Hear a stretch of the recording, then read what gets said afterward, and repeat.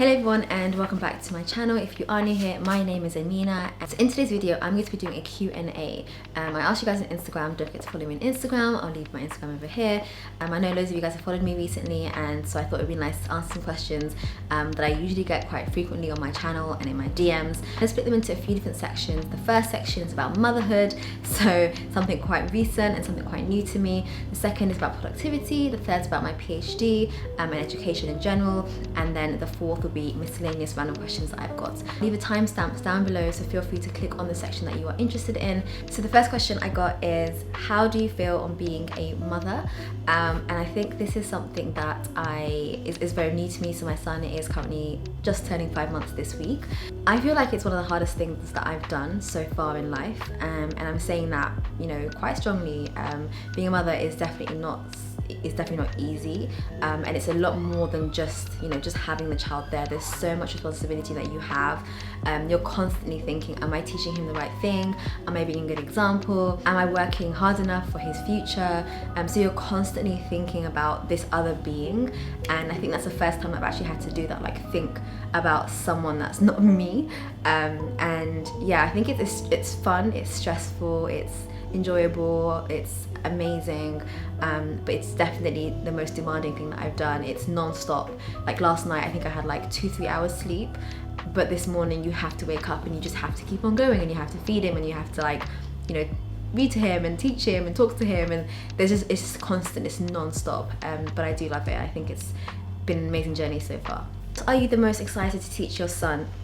So cute. Thank you. I want him to learn new skills. I want to teach him how to be confident. I think that's one thing that we generally lack a lot, that confidence, and I can't wait to teach him how to stand there and be confident through, like, debating, through horse riding, through, you know, ice skating, things where you really have to rely on your own confidence. And I really can't wait for that. I had planned on taking him swimming, but because of the virus, everything's closed right now, but that's something that I know that people really struggle with as they get older because of a lack of confidence. So I just can't wait, I think, for me to teach him how to be confident, and as a result, to learn how to do so many new skills that he, you know, will use in life. Someone said, hi, I'm also a first-time mum to a baby boy, exclusively breastfeeding. Any tips? Definitely a struggle at times, especially the nights where you're the only one that can feed him. Even if you pump, you still have to, like, get up. My tips would be to remember that this journey is so short in the grand scheme of things. Like, if you decide to breastfeed for 1 year, that's 1 year in, like, you know, in life. It's such a short time, and it's such a precious journey, and such a precious experience that I'm so grateful that I'm able to do it. I know that with formula, the nights might be easier because he's going to sleep for longer and he's full for longer. There's so much benefit that formula has that breast milk doesn't have, but I know that personally believe that breast is best. At the end of the day, it doesn't actually matter, like breast or formula milk, whatever you decide to go for, just make sure that you are feeling great. If you're not up for it, there's no point of having a stressed out mother who can't look after their child. Either way, the child's going to be fed, and ultimately fed is best, is what I believe also. So if you are someone who is struggling and it's really taking a toll on your mental health, then definitely don't just try to pursue it. Think about your alternative options. I said, what's it like being a new mum, and how has it changed your marriage, good or bad? Okay, so it's, yeah, being a new mum is, like I said earlier, it's definitely an experience. It's taken a lot of, I guess, getting used to, and I would say that the way that we are right now is quite similar to how we were before, but I would wholeheartedly put that down to the fact that it's been a lockdown, coronavirus, my husband's at home now, so we've been spending just as much time, if not more time, than we were before. I think had he gone to work and I didn't see him all day, I would have been a lot more stressed out with the baby, and then it might have, you know, taken a toll on our relationship. But actually, because he's at home, he can put him to bed, he can change his nappy during the day, he can take him when I'm having a shower in the morning. Like most mornings when I'm sleep deprived, he'll take him whilst he's doing work, just keep him in his chair for like 2-3 hours in the morning, then I can get up at 11 a.m. And then I can be a bit more fresh than I would normally, and I think that's really helped. So I'm saying it hasn't changed, but that's because of the situation and the current climate that we're in right now. Aside from that, I would say that it's made us somewhat closer, and it's kind of pushed us towards our goals a bit more, because now we have a child and we're like, you know what, we want to make the best possible future for him and for ourselves. And so if anything, it's made it a bit stronger. I think at first I was really worried about how much we had changed, because we went from, you know, saying good morning, good night and having so much time together to literally not even just going to sleep without even saying anything because we're just so tired. And at first it definitely felt like everything had changed, but you very quickly, like, you know, fall into a routine, and so it shouldn't affect your marriage. Like it shouldn't. It's stressful, but it shouldn't affect your marriage at all. Another question saying, please recommend sensory toys. Now, sensory toys are toys where the child can learn through their senses, so that can be usually through touching or through hearing. So I personally I would say I don't believe in sensory toys. I don't believe in like having to go out there and purchasing a specific toy that's going to teach your child how to like hear a specific sound. It's obviously all marketing, like that's, you know, we can't deny that. I just give him like everyday objects. So if I'm in the kitchen and he's next to me, I'll give him an apple. He can't choke an apple. He's not going to eat the apple. It's just for him to like feel it. Or I'll give him like a banana to play with. Or I'll give him, if I've had like a wrapper of something, I'll give him the wrapper and he can put the wrapper in his mouth and like, you know, kind of hear the kind of noise that the wrapper makes. And I just give him things that we have, or like touching a keyboard, kind of feeling what it feels like. And that's sort of how I get around the sensory side of things. He has got a few toys, obviously. I like to stick to toys where he can learn at the same time. So this is what I'm talking about. I got it from Tiger, like different colors, and like it's got like a stick, so I can sort of run it across and you can hear different sounds. And I can also say to him, look, pink, oh, purple, blue. And as he gets older, I'm probably gonna put numbers on it as well. So write some numbers down so I can be like, oh, touch number 4, and so he can learn from it. And I think that's sort of the route that I'm going down when it comes to like toys. Also, I've read quite a bit about the Montessori learning method. I'll leave a paper for it down below.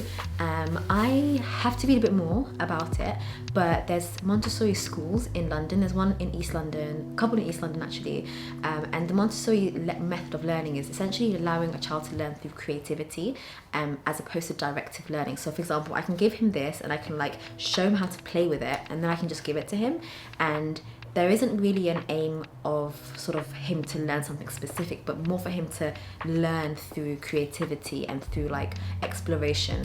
And so yeah, this is really good Montessori school that I found in Bethnal Green and like the Shoreditch area. And yeah, they have like morning and afternoon sessions, but they start from 2 years old, so he's still obviously quite young for it. But that's sort of what I was looking at initially. I'll leave the paper for it down below. There isn't that much research done on it, but when I think about toys that I want to get for him in the future, there definitely will be Montessori type toys, just because you have that sort of balance of play but also education. How would you describe your parenting style? I would say stern but kind, or soft. I definitely am a disciplinarian for sure, but I also want to be soft and kind and open. So that's probably the route that I'm going to go down. Okay, so moving on to productivity, I have a question. How do you get into the productivity mindset? I find it so hard to start doing my work, and this is a really good question. And I think it's a question that a lot of people have, being able to get into that mindset and be able to switch off from everything else and just sort of get into the mindset of, I need to get some work done. And I think it all comes down to your routine, your habits, and how you build them over time. So the number one thing that I would say for being able to get into a routine to help with productivity is to have some sort of schedule. Now, schedule sounds very formal. It sounds like you have to like, you know, plan out every hour and every minute of your day. That's not the case at all. So scheduling can just be as simple as, tomorrow at 1 o'clock, I'm going to start doing some work for 2 hours, and that's the only thing you've scheduled into your timetable. That can make such a difference, because it means that for the rest of your day, you're working towards 1 o'clock. So you might go to the gym, you might go for a run, you might watch some TV, have some breakfast, but you know that at 1 o'clock, that's it, game time. You know, you got to get on with it. So that really helps, as opposed to just having the whole day free and thinking, right, I'm going to try to get some work done at some point today. What ends up happening is the day just passes, it passes, and then you end up at like 6-7 p.m, you're tired, it's dark, motivation's gone. You know, it's really hard to do that. And so by using a schedule, you can actually very, very simply trick your mind and yourself into getting on with something even if you weren't particularly ready for doing it at that time. And it's a lot harder to sort of ignore that schedule and ignore that commitment. This segment of the video is sponsored by Skillshare. Skillshare is an online learning community where millions take the next step in their creative journey, and productivity is a hot topic, especially on Skillshare. So much from Skillshare when it comes to productivity, especially organizing my day and scheduling and just understanding the different apps and methods that are out there. A particular class that I was watching the other day, and it's called Real Productivity: Create Your Ideal Week by Michael, and I absolutely loved his calendar walkthrough. It looked just like my calendar, and I love that he put in time for himself. So in the morning he had his morning routine, which can really make a difference when it comes to being productive. Like I said, I also love that he's put in deep work as part of his day, and so that is what I meant by having that bulk time. So for him, he's called it deep work, where he just gets on with something. They always launch premium classes all the time for members. So the first 1,000 people to use the link in my description will get a free trial of the Skillshare premium membership, and this includes all the classes that there are on the Skillshare platform. And the membership is only less than $10 a month anyway, so even if you pass those 2 months, it's so worth it. So definitely recommend you signing up to my link in the description bar down below. Recommend me a productivity motivational book that you like the most, please, and love you from Ethiopia. I miss Ethiopia so much. What I would recommend, so the book that really I would say sparked my interest in productivity and sort of trying to manage my work week a lot better is the 4-Hour Work Week. I think what I've taken away from the book is how to be a lot more efficient with my time and how to sort of delegate a bit better. Not everything's going to fit in that book. It's a great book in general. It's a great book to show you what you can do and the potential that there is, but I think for the average person it's not possible to do all of those things at the same time. So I have learned a lot more from the book, and it's motivated me and shown me that there's so much potential out there with the time that you have and with the resources that you have. So for me, that was probably the book that sort of kickstarted my motivational productivity journey and really kickstarted my I would say entrepreneurship, but like the business side of things that I've been up to recently definitely kickstarted. I think I read it like maybe 2 years ago now, a year and a half ago. I think I have my own copy. I do, yeah.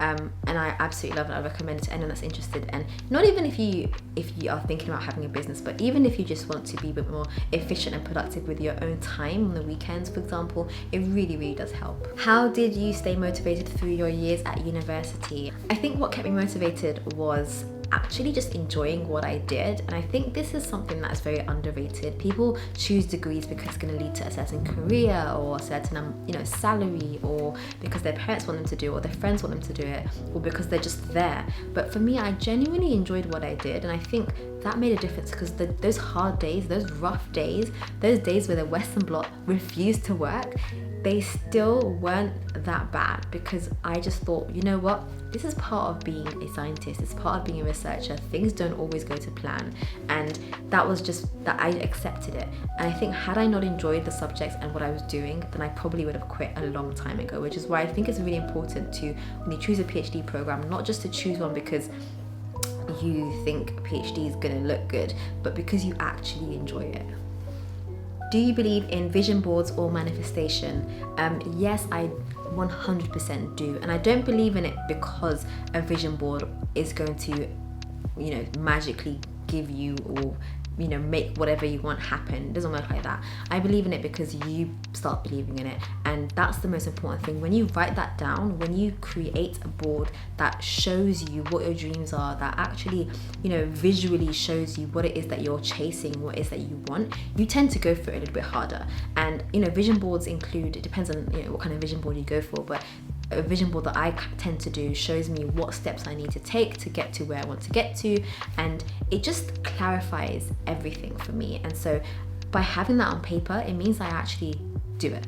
And I think a lot of people confuse like manifestation with some sort of, I don't know, weird thing, but it actually just means that you now are in the mindset to get what you need to get done, and as a result you get it done. And the things that I've manifested I've tried to manifest many things and they always work. And it's not because I've magically made it happen, like that's obviously not the case, but it's because I have visually secured that thing in my mind and I've showed myself how that's going to happen.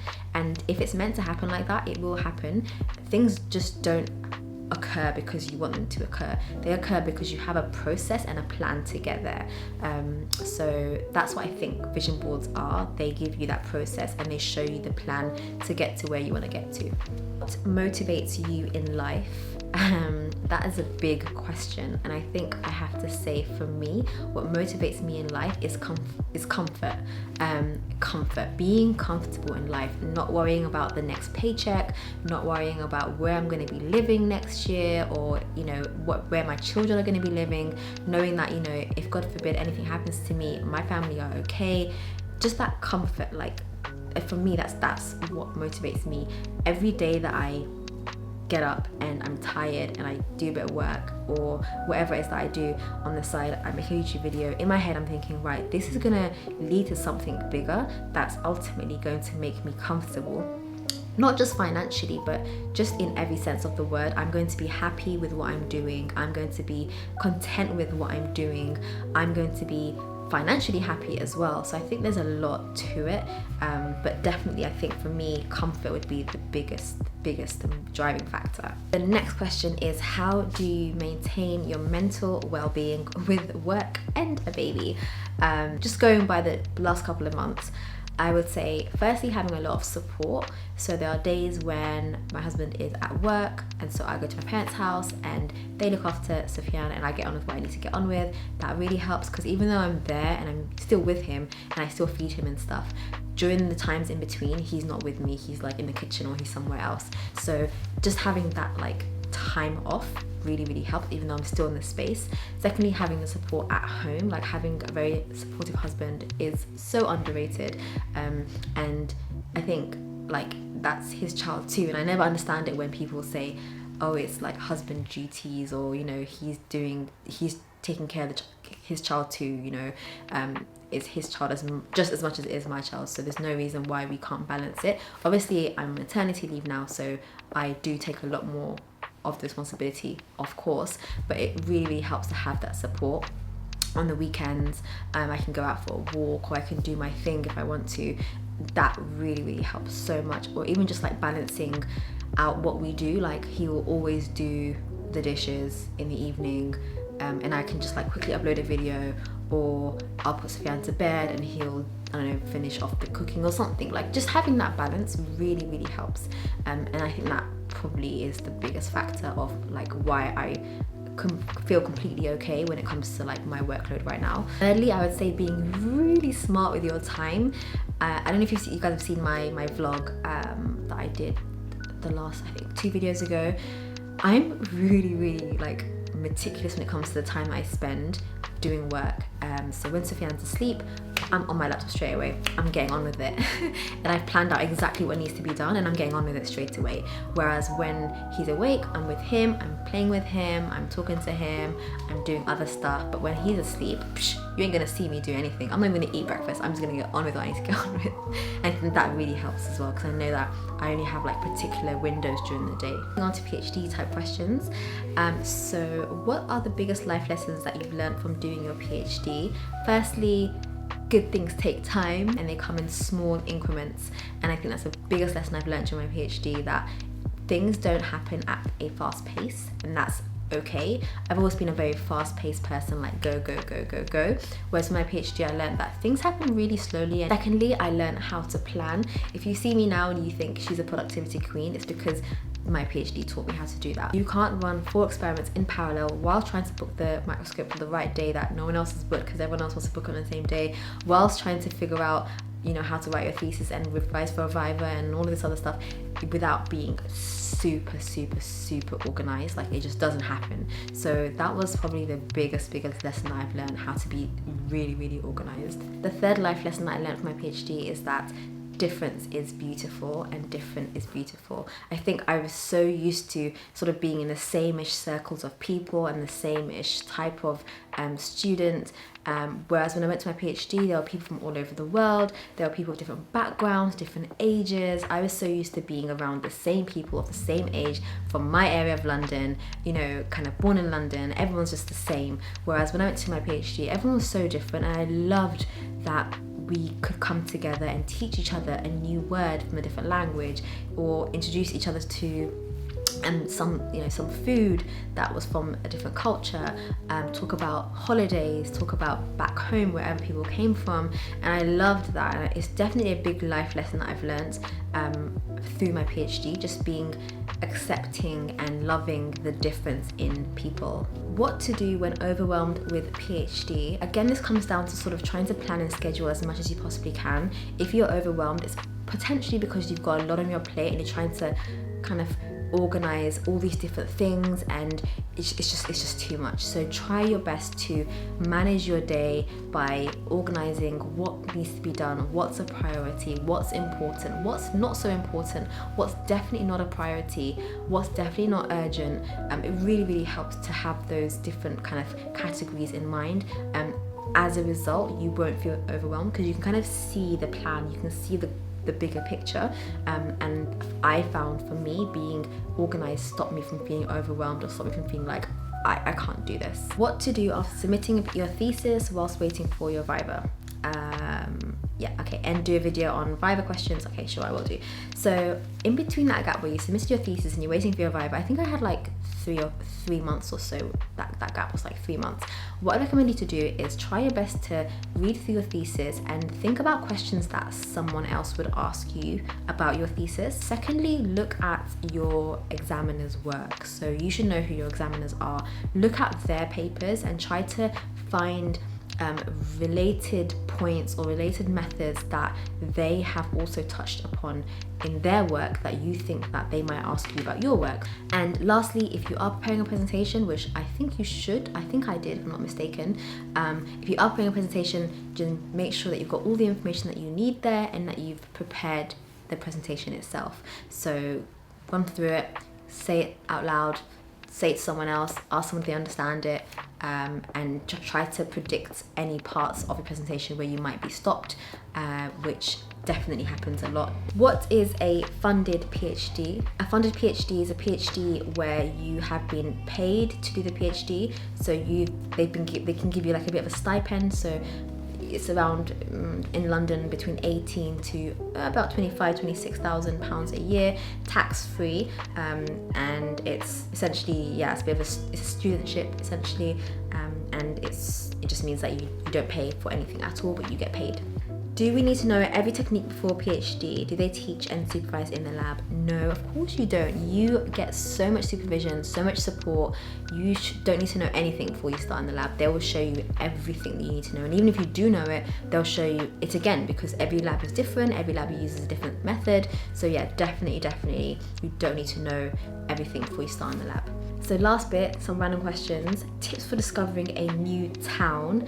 Google is your best friend. Start off by looking at blogs, so search for, let's just say, I don't know, Oxford, best libraries in Oxford, things that you like to do. So I love to check out libraries, so best libraries in Oxford, best afternoon tea in Oxford, best museums in Oxford, and look at blogs. Forget YouTube, look at blogs, written blogs, because they're the best things ever. To find a good museum, because it means that if it's raining or if it's a bit gloomy like it is right now, you can go indoors to somewhere that is dry, and you know that you can check something out whilst also going somewhere new. What do you enjoy doing in your free time? These days I don't have that much free time, but when I do, I enjoy listening to a podcast, I enjoy recording a YouTube video. This is genuinely what I do in my free time now: record a YouTube video, listen to a podcast, just relax, really put my feet up.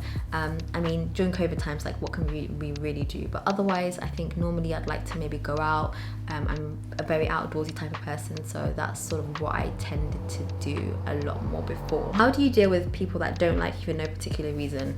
I don't think I have those people in my life. I mean, maybe someone's watching this that doesn't like me for any reason. If you do, please let me know. But I don't know, I just ignore them. don't know. Did you ever want to be a medical doctor? Yes, when I was much younger, and I think that was the only option that I knew when it came to being a doctor. But as I got older, I realized that there's a lot more out there, so no. Do I regret it? There's some days that I'm like, you know what? My sister's a doctor, so I'm like, you know what? I wouldn't have minded doing what you do.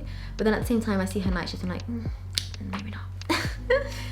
What is your biggest accomplishment? Having a child. Oh my gosh, I feel like, okay, it's an accomplishment in a different way, but I always feared the actual giving birth process. I never thought that I would ever go through it, or ever. I don't know, it's like one of those things that you don't think about until you actually have to go through it. So right now, the fact that I did it, and I did it mostly, for the most part, pain relief free, for me that's such an accomplishment, because I managed to do that with the power of my mind, using hypnobirthing. So yeah, I'm very, very proud of myself for that. Last question is how to keep going when starting to lose hope. I would say to remember what it was that got you there in the first place. What is it? What was the driver? What was the motivation for you starting in the first place? And what is it that you hope to get out of it? So like I said to you earlier, I really want to be comfortable, and that's what keeps me going even through the hard times. So what is it that you want out of whatever it is that you're doing? So every time that you start losing some hope, remember to think to yourself, this is what I want out of it, and this is what I want to get. So just keep at it. You'll get there in the end. So if I didn't manage to answer your questions, I will probably answer a few more of them on Instagram. So don't forget to follow me on Instagram. I'll leave it down below. It's getting really dark in this room. That you guys enjoyed this video and found out a bit more about me. Don't forget to subscribe to my channel, and I'll see you guys in my next one. Bye.